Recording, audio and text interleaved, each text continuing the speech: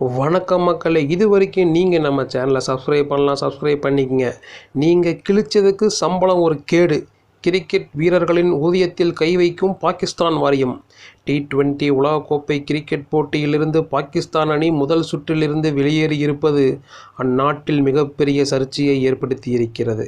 பல்வேறு முன்னாள் வீரர்களும் பாகிஸ்தான் கிரிக்கெட் வாரியத்தை தான் குற்றம் சாட்டியிருக்கிறார்கள். மேலும் பாகிஸ்தான் ஊடகங்களும் அந்நாட்டு கிரிக்கெட் வீரர்களை கிழித்து தொங்கவிட்டு வருகிறது. இந்த நிலையில் பாகிஸ்தான் அணியின் முன்னாள் கிரிக்கெட் வீரர்கள் பலரும் கிரிக்கெட் வாரியத்தின் செயலால்தான் பாகிஸ்தான் அணியின் நிலை தற்போது மோசமாக இருப்பதாக குற்றம் சாட்டியுள்ளனர். பாகிஸ்தான் கிரிக்கெட் வாரியம் கடந்த ஆண்டு புதிய ஒப்பந்தத்தை வீரர்களுடன் போட்டுக்கொண்டது. அதன்படி பாகிஸ்தான் வீரர்களின் ஊதியம் பல மடங்கு உயர்த்தப்பட்டது. இதில் பாபர் அசாம், முகமது ரிஸ்வான் உள்ளிட்ட சில வீரர்களுக்கு மாதந்தோறும் இந்திய மதிப்பில் 13 லட்சம் ரூபாய் ஊதியமாக வழங்கப்படுகிறது. இதேபோன்று பி பிரிவில் உள்ள வீரர்களுக்கு மாதந்தோறும் 8,76,000 ரூபாயும் ஊதியமும், சி மற்றும் டி பிரிவில் உள்ள வீரர்களுக்கு தலா 2 லட்சத்திலிருந்து 4 லட்சம் ரூபாய் வரை சம்பளமாக வழங்கப்படுகிறது.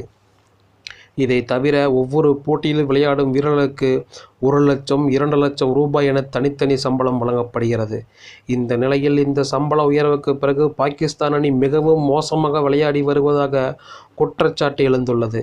அதன்படி 2023 ஆசிய கோப்பை, 2023 உலகக்கோப்பை, T20 உலகக்கோப்பை, ஆஸ்திரேலிய தொடர் மற்றும் நியூசிலாந்து தொடர் என தொடர்ந்து பாகிஸ்தான் அணி தோல்வியை சந்தித்து வருகிறது. இதனால் கடுப்பான பாகிஸ்தான் கிரிக்கெட் வாரியம் தற்போது வீரர்களின் ஊதியத்தை குறைக்க முடிவெடுத்திருப்பதாக தகவல் வெளியாகியுள்ளது. அதன்படி எந்த வீரர்கள் சரியாக விளையாடவில்லையோ அவர்களின் ஊதியத்தை குறைத்து நடவடிக்கை எடுக்க பாகிஸ்தான் கிரிக்கெட் வாரிய தலைவர் மோஷின் நக்வி முடிவெடுத்திருப்பதாக அந்நாட்டு செய்தி ஊடகங்கள் தெரிவித்திருக்கிறது. மேலும் சரியாக வீரர்களை ஊதிய ஒப்பந்தத்தில் இருந்து நீக்கவும் முடிவு எடுக்கப்பட்டிருப்பதாக தெரிகிறது.